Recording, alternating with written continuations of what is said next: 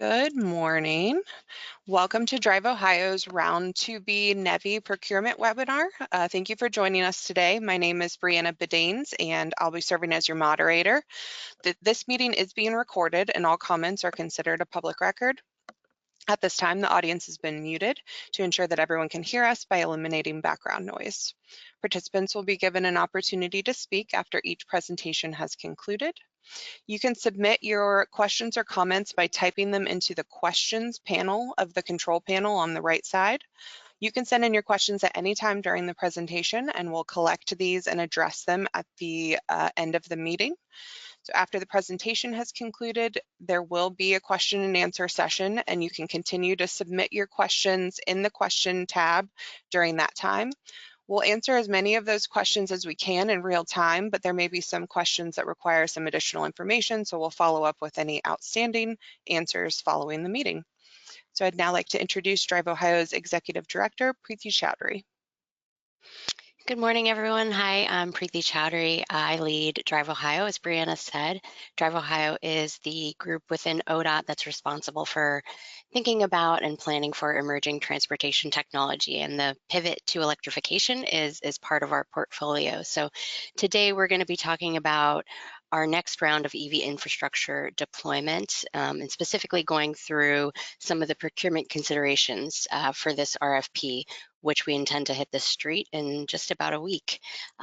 Alongside me will be Santos Ramos, a project manager for our NEVI rollout, and Megan Owen, who is one of our consultants from Garver Engineering, who's helping us assist with program oversight management of the actual implementation, all the way from RFP rollout to maintenance and operation of these stations. So both of these folks are very familiar with the program, and we'll walk through various parts of the RFP.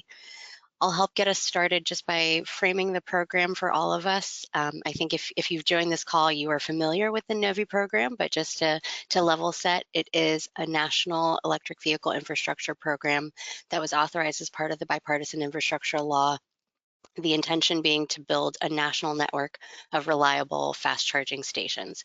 So with our funding here in Ohio, we are receiving $140 million over 5 years, and we intend to use that funding to comprehensively plan our EV charging network throughout the state. We plan for future rounds throughout the year. We try to engage with stakeholders as often as possible, and we update our plans on an annual basis. We're working to implement and administer these funds in a way that develops third-party partnerships to own and operate the actual charging stations. So we're partnering with folks like site hosts and vendors to develop turnkey stations. And last but not least, we are working to track and share data on NEVI-funded stations, as well as performance metrics. We really want to be transparent with the NEVI funding and how the funding is being used and the stations that we're building, and want to ensure that we're meeting standards of access, reliability, and convenience. All in all, we intend with our planning efforts to have stations as accessible as possible for Ohioans. So we want 90% of Ohio's residents to live within 25 miles of a NEVI-funded charger. I'll say that with the funding that we have, we hope to even exceed this goal that was set kind of at the outset of our NEVI rollout. But getting right into the procurement focus, since that's what we're here to talk about today, I just want to recap previous rounds of our procurement. So we started implementing our NEVI dollars, focusing on the interstate alternative fuel corridors.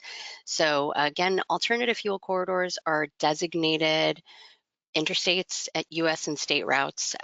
This is a federal designation, and the funding that we have is targeted at those AFCs initially. So we need to build stations every 50 miles along those AFCs to start. That's our first focus. So we initially targeted RFP number 1 on the interstates. We identified 30 gaps along those interstate AFCs that needed a NEVI station. In that first round, we received quite a bit of interest. We got 300 station proposals, mostly from equipment vendors and fuel convenience service providers. As you can see, the chart just kind of shows you the types of entities that bid on this work. So for that round, we actually moved forward with 27 site proposals for what we call contingent award, and the funding total there was 18.4 million of federal funding and an industry match of 5.7 million.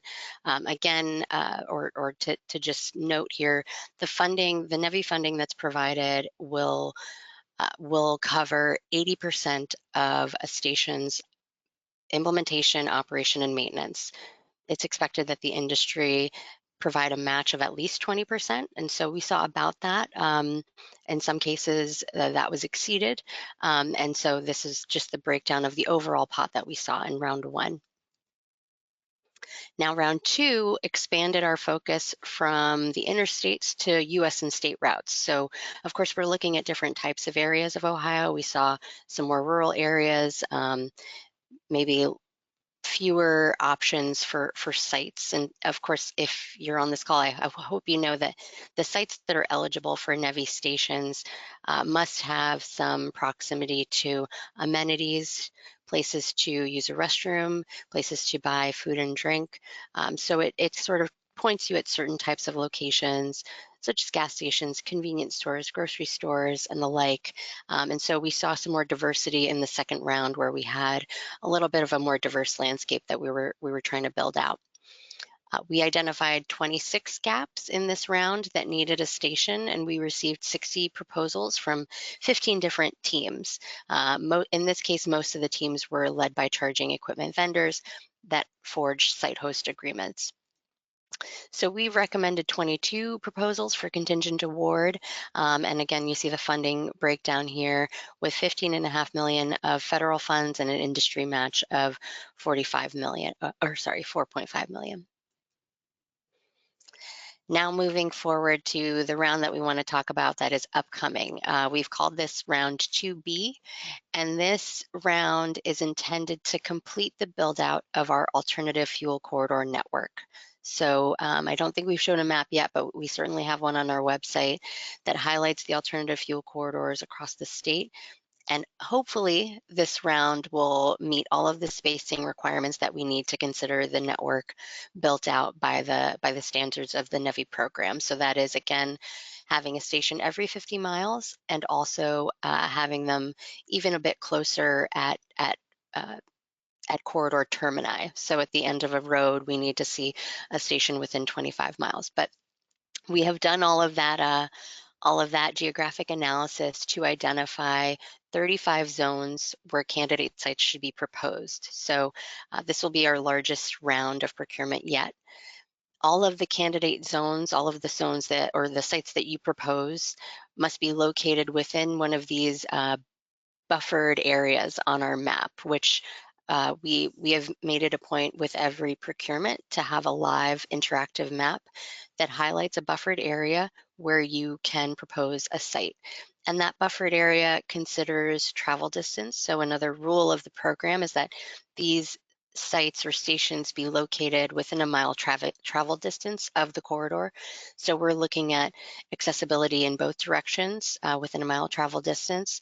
And we've also done a bit of cross-checking or work with our utilities to make sure that these buffered areas have three-phase power. So we're hoping to avoid any significant issues with utility in any of the proposed sites. These zones that you see on the screen should have, or on that interactive map and on the screen should already consider that. So there's a link on this slide, and we will post these slides in the recording to our website. But this is where you can find these boundaries for each corridor group or zone. And again, those are 35 of them. And just this captures, I would say, a smattering of interstate locations, US and state route locations. So there'll be hopefully some diversity in this round as well. So getting to some of the rules of this procurement, proposers can propose one site for each of these zones. So we want to see just one site per proposer in a zone. If, let's say, there are more than one candidate sites that you are working with or that might be eligible, we would say put your best site forward, and that we'd like to evaluate those. Now, proposers can propose a number of site or one site for each zone. So all 35, you could find a site within each of the 35 zones, and we will consider all of those. When we evaluate the proposals, we look at each zone as its own sort of its own entity or own procurement. These are all treated as individual. I should have said that at the top. These are all considered individual projects. So we evaluate each zone individually, and you're ranked among the other bidders within that zone. Of course, we expect when you're proposing that you have a specific location and an address for each of those candidate sites. I'll say, and we'll get to some of the details of this later, we of course want an address for the station, but even want to know where on the property the station would go. We did make some changes, or one of the changes here that I'll note, and I think we might touch on it again later, is that there are a few zones in this round where, based on some of our preemptive work to identify those boundaries, we saw that there might be issues finding a viable site for a NEVI station. So those zones are specifically numbers 18 and 20 to 27. So in those zones, proposers may look beyond a 1 mile driving distance. So in those cases, you may look beyond the buffered area um, to propose a site. And this is because of the specific, context, and again, some of our pre-work to try to make sure there are viable locations in those areas. If a proposer does elect to propose a site that's beyond a mile, we will also need an exception request, and we've provided a form in the RFP that should be self-explanatory on that front. This 1 mile travel distance rule is a rule of the NEVI program, so that's dictated by Federal Highway Administration. So while we think it makes sense that we might look beyond a 1 mile, we then need to request permission from Federal Highway to actually build something outside of the 1 mile buffer. So we'll do that on our end if we decide to move forward with a proposal that is beyond 1 mile. And it's kind of at FHWA's discretion whether or not that request would be accepted. That's probably the most significant. Well, I'll mention one other change to this RFP. This is one of the significant changes if you've been on this work in the past. So this is one notable change. Another change is that we will consider awarding more than one station within a zone, and that's going to be at ODOT and Drive Ohio's discretion. We are trying to give ourselves a little more flexibility in this round, so that's just something to note, but shouldn't really impact you all as bidders. So moving on to schedule, we intend to release this RFP on Bid Express on September 17th, so that we are exactly 1 week away. That RFP will be out for about 2 months. We have a form-based submittal, so hopefully we've made it as streamlined as possible. And we'll go through the mechanics of Bid Express and the process for making inquiries or submitting questions, but we will be as prompt as possible to ensure a speedy RFP and submittal process. We'll then work to evaluate the proposals. And again, we evaluate each zone on its own. Each are treated as its own project. So that takes quite a bit of work on our end, and we'll be working through the holidays and into the first quarter of 2025 on the evaluation. We'll then make what we call contingent awards. So that's essentially notifying all of the proposers of the selected bidders. The awards we say are contingent because at that point we need to perform environmental clearance, we need to confirm title reports, and we also need to go to Ohio's controlling board before we can sign contracts. So the next kind of chunk of time here on the time frame is when we perform all of that work. And our anticipated signing of contracts or notice to proceed would be early July, hopefully at the latest. With that, I think I will pass it over to Santos Ramos to cover the next few slides on procurement. Take it away, Santos. Awesome. Thank you, Priti. So good morning, everyone. Just moving on, just like in round two, we will be using the BidExpress platform. The RFP, including the attachments and MS Word form and Excel templates, can be downloaded from BidExpress. There is no cost to create an account and view the RFP and solicitation. However, there is going to be a cost to submit a proposal. This is the same approach that we took last year. More information is going to be provided later in the presentation on how to go about that. Questions regarding the RFP can also be asked on BidExpress and the answers will be posted.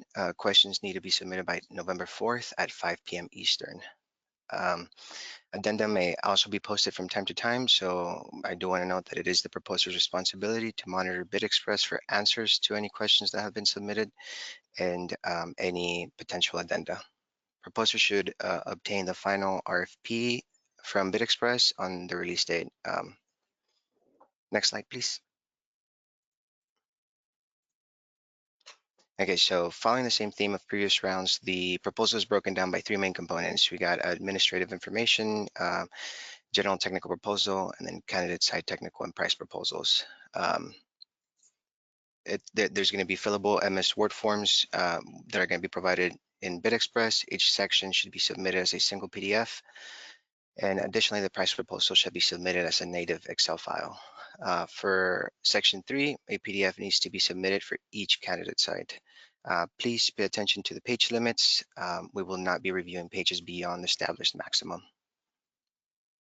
Next slide, please. Thank you. Administrative information requests general proposer information and certifications.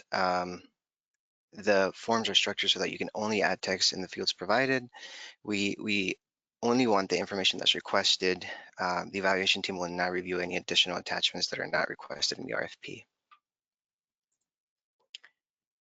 Okay, so moving on to the general technical proposal, attachment 2-1 requests a summary of all candidate sites that the proposer team is planning to submit. Similar to all of the attachments, text can only be entered in the cells requiring a response. Next slide, please. Alrighty, so attachment 2-2 requests proposer team organization and qualifications. Please make sure you review the definition for each role and fill out the information accordingly. The proposer firm is, I'll go over it here briefly, but more information it's going to be provided in the RFP documents. The proposer firm is the entity who will execute the P3 agreement. The EVSE manufacturer/supplier is the entity that manufactured and fabricated the EVSE or the EV charger. EVSE operator, sometimes is also referred to as charging network provider, is the entity responsible for services provided to EV users and management of backend technologies, hardware, and software for charging operations. EVSE installation contractor is the entity that would perform or subcontract the construction work related to the EVSE implementation, including site development and EVSE installation. And the maintenance provider is the entity that will perform on-site maintenance activities if needed during the operating period. The department values submissions of roles from all firms as part of the proposer team. Please note that the project director should be an individual that will be involved in the implementation of EVSE on a day-to-day basis. Attachment 2-3, moving on or continuing with the general technical proposal, it requests a summary of EVSE installation experience. Proposers may input experience from all firms associated with the team. So this could include the installer, the O&M provider, the actual proposer, etc. Please provide up to 25 EVSE installations completed within the last 5 years. Fill in all rows if able. DCFC installations with a power output per port of 150 kW or more shall be prioritized in attachment 2-3. Scoring will be impacted where experience in Part C is not reflected in attachment 2-3. So what we mean is there's going to be a point in attachment 2-3. Well, there's going to be there's a part C to the general technical proposal where you have the opportunity to let us know your experience, your installation experience.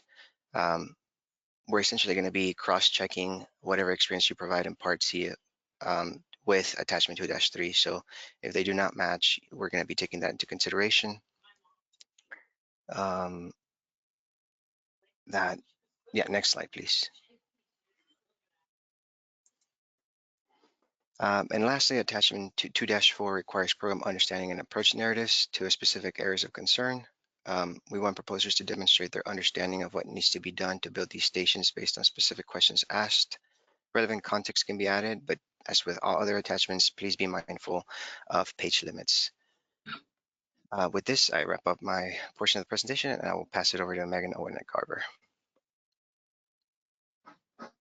Thanks, Santos.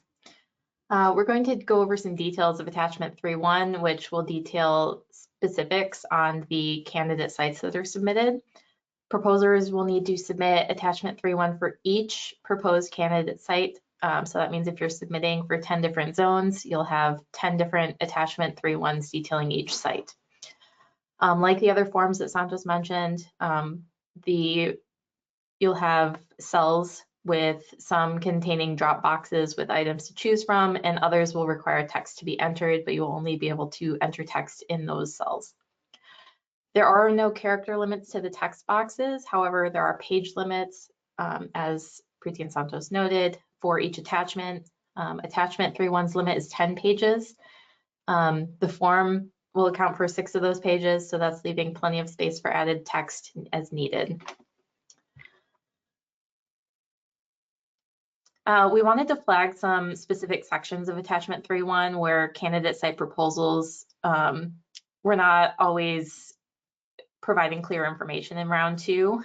So in part B, we're requesting that the property owner information and everything is provided so that we can understand property rights to the site.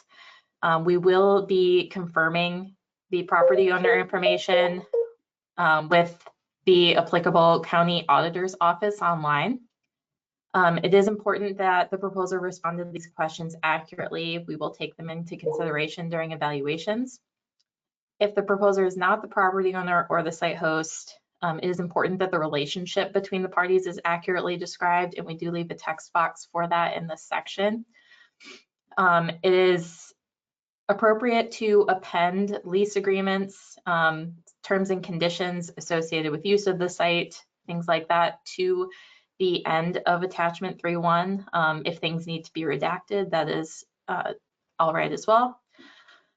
And then new for round 2B, proposers that are not the property owner or the site host must include a site host commitment letter with their proposal. This was optional in past rounds, but we are requiring it moving forward. Next slide. In Part C, the proposer is required to identify any risks associated with the site. Scoring will be impacted in situations where risks can be identified using aerial mapping or street view, and that risk is not identified within the proposal, and or no mitigation strategy is proposed. We would appreciate if risks are known on the site, if the proposer would provide a mitigation strategy for those risks. In Part D, the proposer shall detail all of the amenities and enhancements on this candidate site. For D2, shown a snip shown here on the slide, all amenities listed in this table must address the days of operation and hours of operation in order to be provided credit in the evaluation. Amenities that are unrelated to EVSE components of a candidate site, such as shopping, stores, recreation, all of these things must be existing at the proposal due date to be considered in evaluation. Any buildings or stores or anything that is currently in construction or is not, or is planned construction will not be considered. Additionally, hotels are not considered 24/7 facilities with respect to amenity access, so that will be scored accordingly. We also require that a candidate site map and site schematic are submitted for each site. These requirements are further detailed in the RFP, and they should be appended to the end of the PDF for attachment 3.1, and they're not considered in the page count. We ask that you do not include entire plan sets for these maps and schematics. There will be examples as shown in these images on BidExpress for review. The candidate site map should show the general area of the candidate site at a larger scale. We want to see construction limits, points of connection to existing utilities, transformer locations, site entry and egress, and the station location on the site.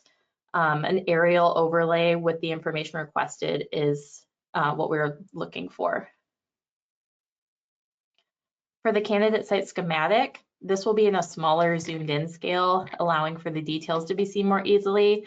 We want to see charging stalls, including the ADA spaces that are required, the EVSE location, striping, signage, bollards and curbing, the location of the utility lines, any overhead lighting or security features that are included with the site. Additionally, if a canopy is proposed, we ask that you please provide a typical detail showing dimensions of the canopy and footings if you are able. Moving on to attachment 3.2 and the price proposal. This is going to be one Excel file. The price proposal file contains a tab at the bottom for each zone. This index page has a link, a quick link to each proposal for each zone. We ask that the proposers highlight in the quick link cells here, highlight them yellow for each zone that you're submitting a candidate site price proposal for. And then for each one that you are submitting it for, just go to that tab and fill out the required information. Do not delete any of the tabs that you are not using.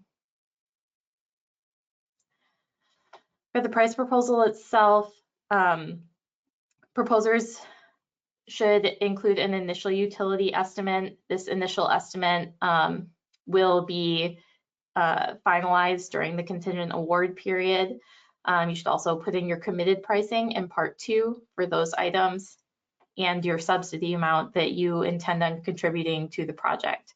We put in bold here as a reminder, the minimum funding must be 20% by the proposer, and the proposer contribution must be a whole number. So you can't have 20.5%, it needs to be 20%. And with that, I'll pass it back to Preeti. Thank you, Megan. So now on to proposal submission. Again, these are going to be submitted in BidExpress. You'll view the RFP in BidExpress. Everything will be posted there, so you should be familiar at that point. You do need to register with BidExpress and create an account in order to submit a bid. If you just want to view the RFP, that is free of charge and you should be able to do so. You may still need to create an account, but it'll be free. And then to actually submit, we just indicated here, there are a couple different ways you can sign up. You can become a BidExpress member, especially if you're interested in bidding on lots of ODOT work. That probably makes sense. It's $50 a month. Or you can pay for just this one solicitation, which will be $40 for the entire round 2B, irrespective of how many sites that you propose.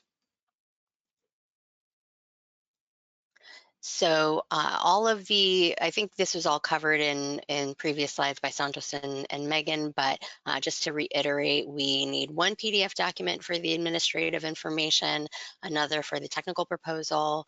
There will be a PDF for each candidate site that's being proposed, and then one Excel file, as you just saw, with multiple tabs that should provide price proposals for everything that you are proposing with this solicitation. a few just to kind of cover what BidExpress looks like, especially if you haven't used it before. Documents are uploaded on kind of a screen like you see here. You click on select file, upload what you need to. Please follow our naming conventions so that we can process these as efficiently as possible. And like Santos mentioned, give yourself lots of time to ensure that you meet the deadline, especially, I mean, with BidExpress and generally, we cannot accept proposals that come in late. So please be sure to submit early. So for candidate site specific considerations, you're of course at least submitting a candidate site in at least one zone. When you upload your PDF or you select that file, you should be able to check the bid. So if you're not submitting a particular, so we have 35 zones. If you're submitting for just one of them, for the other 34 zones, you'd need to check a box that says I am not bidding, which I'll show in just a second. If you don't do that, it won't process. There's also kind of a handy button, check bid, that we've highlighted on this screen. So that'll be able to give you a status on readiness. That'll basically flag for you, there's an issue here, and that's a pretty common issue that we've wanted to flag for you. So this is just, the next slide just shows you what that looks like. That kind of blue highlighted line there that says I am not bidding. So that's what you need to check if you're not bidding on a particular zone. Proposal scoring. This does not differ, I believe, from previous rounds, or if so, it would be very minute. So just as a reminder or refresher for those that are familiar with this, general elements, general technical elements of the proposal, which include your organization, your qualifications, understanding and approach of this program, those account for 240 points of 1,000. So we've made it 1,000-point maximum. So those are 240 if I did the math right. And then maybe 250 because I just realized I did the math wrong. So for the next section, the candidate site technical elements. This is the section that outlines what type of site you're at, the amenities that you have, what the site access looks like, the traffic patterns, etc. This is the highest weighted portion of the proposal.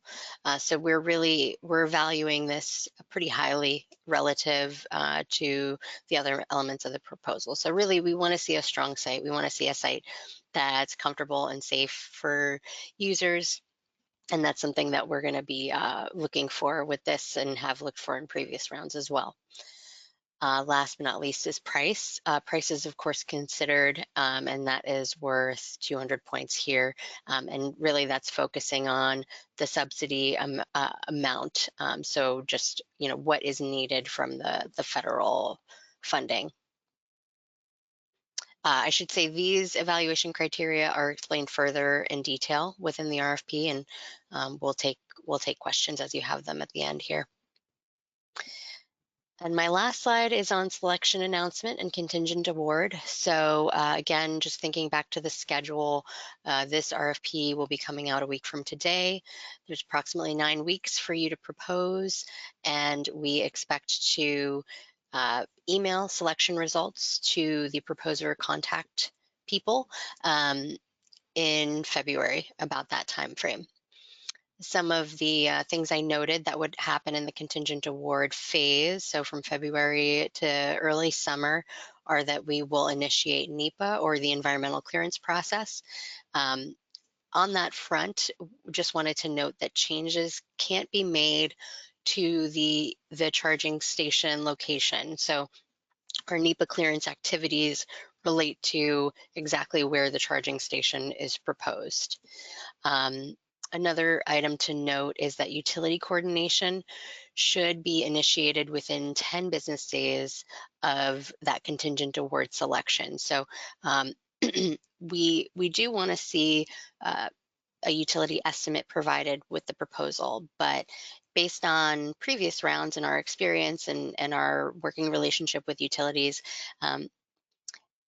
basically the utilities are not able to provide a very specific cost estimate for these proposals, since they usually get an influx of requests kind of all at the same time. It's a bit difficult for them to manage. So we would like for you to provide an estimate as part of the proposal, but then in earnest get a more specific planning level estimate from the corresponding utility provider within 10 days, within again 10 days of selection notification, so that we can move the process along and understand the real cost of the project more specifically, just with that piece. And then the last thing we'll note on here is that additional info might be required for site host commitments. I believe we'll try to provide a template perhaps of site host agreement, or if there's guidance needed, we can provide that. We are, again, as Megan said, we are requiring that for the first time for this proposal. So if there are any questions on that front, feel free to submit those.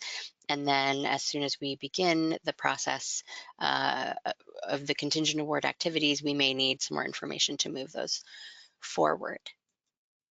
With that, I'll conclude the slides, but we are happy to take questions from the audience. So Brianna, did we get any questions?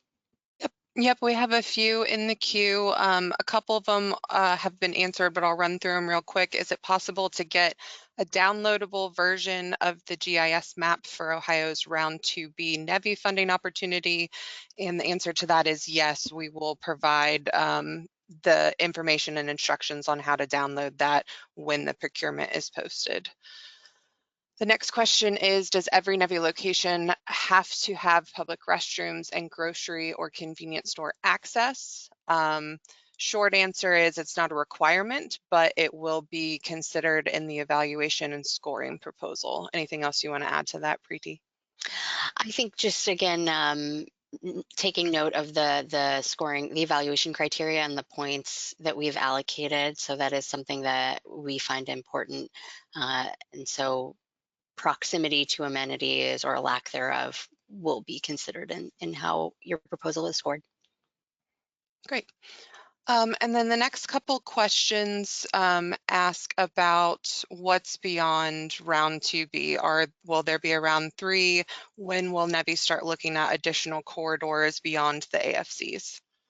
Yeah, so this, again, this round is really intended to complete build out of the AFC network, and we hope that Round 3 and on will move beyond the AFCs. There are a few administrative hoops that we need to jump through in order to start moving forward with that, but we've initiated the process of stakeholder engagement and planning for what those future rounds will look like, and hopefully can initiate those in 2025.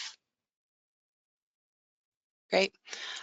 Next question is, based on your experience with previous rounds, when would you expect the first Round 2B locations to become operational? That's a great question. So we are seeing quite a bit of variation based on the stations we've contracted so far, and it can take 6 months or the full 18 months. And that is the full 18 means that you actually have a maximum of 18 months from the time of beginning the projects to actually complete build. And we are seeing that some teams will take that full time. I think 4 to 6 months is a very aggressive and early time frame. So if we're providing notice to proceed in early July, we could see stations open for Round 2B by the end of 2025 or early 2026. Great. Next question, will there be any changes to technical requirements for the EVSE equipment or scoring criteria for this element from prior rounds? The technical requirements are passed on or developed by Federal Highway Administration and the Joint Office of Energy and Transportation.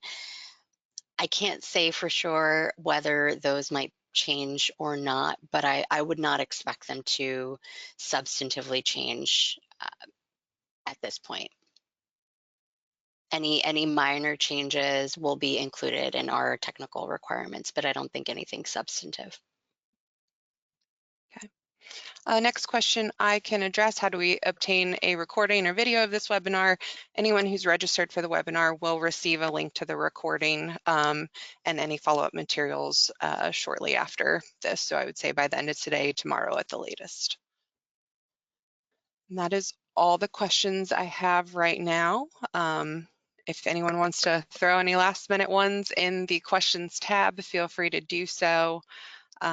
Otherwise, like I said, this recording will be sent out along with the questions and answers that were posed. A couple more questions. You mentioned a need to contact utility within 10 days of award. Is this expected to occur in March or July with the notice to proceed? Oh, great question. And sorry for any ambiguity there. That would be in I think we had February, but whenever the contingent award notification is made. So before the notice to proceed, we want you to coordinate with utility and move forward with a planning level estimate. And then we'll be in touch with them as the process moves forward to contracting and give them a better sense of when the project could actually begin construction. Next question is, are NACS ports expected for any locations in round 2B? So right now, the NEVI rules still call for combined charging system, CCS ports. We allow for the addition of NACS ports. So we need to ensure we're meeting the requirements, which are 4 CCS ports. And if proposers elect to propose NACS ports on top of that, those will be considered, and I think there might be some enhancement or value points added in the evaluation criteria for that. Great. All right, those are all the questions. So thank everybody so much for joining and for your time today. And you will receive a follow-up later today or tomorrow. Thanks. Thank you.